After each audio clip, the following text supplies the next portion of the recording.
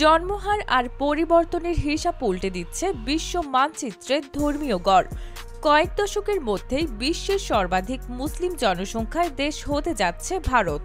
Piu research সেন্টারের সাম্প্রতিক গবেষণায় উঠে এসেছে এই চমকপ্রদ তথ্য। যুক্তরাষ্ট্র ভিত্তিক গবেষণা প্রতিষ্ঠান পিউ রিসার্চ সেন্টার জানিয়েছে, 2050 সালের মধ্যে ভারত ইন্দোনেশিয়াকে ছাড়িয়ে বিশ্বের সবচেয়ে বেশি মুসলিম জনসংখ্যার দেশ হয়ে উঠবে।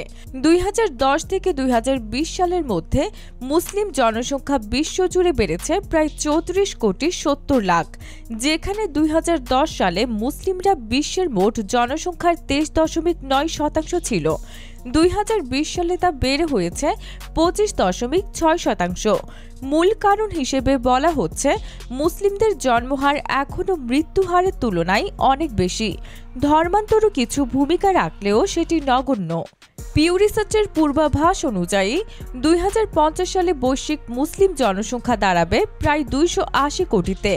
এর বড় অংশই এশিয়া ও প্রশান্ত মহাসাগরীয় অঞ্চলে, আর ভারতের মুসলিম জনসংখ্যা সে সময় শীর্ষে থাকবে। ভারতে গত এক দশকে মুসলিমদের সংখ্যা বেড়েছে প্রায় 3.56 লাখ। 2010 সালে ভারতের মোট জনসংখ্যার 14.3% মুসলিম ছিলেন, যা 2020 সালে দাঁড়িয়েছে 15.2%। বিপরীতে হিন্দুদের অনুপাত কিছুটা কমেছে, 80% থেকে নেমে 79%। বৈশ্বিক চিত্রেও দেখা যাচ্ছে, হিন্দুদের সংখ্যা গত এক দশকে বেড়েছে 12% হারে, যা বিশ্বের জনসংখ্যা বৃদ্ধির সঙ্গে সামঞ্জস্যপূর্ণ। বর্তমানে বিশ্বের প্রায় 14.9% মানুষ হিন্দু। অন্যদিকে খ্রিস্টানদের সংখ্যা বাড়লেও তাদের অনুপাত কমেছে।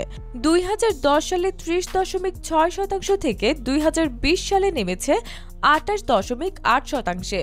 বৌদ্ধদের সংখ্যা উল্লেখযোগ্য হারে কমেছে, বিশেষ করে চীনের জন্ম নিয়ন্ত্রণ নীতির কারণে। একটি উল্লেখযোগ্য তথ্য হল, মুসলিমদের পর সবচেয়ে বেশি জনসংখ্যা বেড়েছে নাস্তিক বা ধর্মনিরপেক্ষ মানুষের। মাত্র 10 বছরে তাদের সংখ্যা বেড়ে দাঁড়িয়েছে 190 কোটিতে, যা বৈশ্বিক জনসংখ্যার প্রায় 1/4।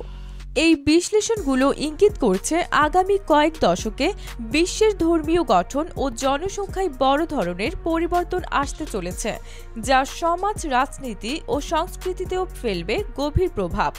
আপনি কি মনে করেন, ভারতের এই পরিবর্তন শুধু পরিসংখ্যানের খাতায় সীমাবদ্ধ থাকবে, নাকি সমাজ ও রাজনীতিতে নিয়ে আসবে নতুন সমীকরণ? মতামত জানাতে কমেন্ট করুন, আর এমন বিশ্লেষণ পেতে সাবস্ক্রাইব করুন আমাদের চ্যানেল।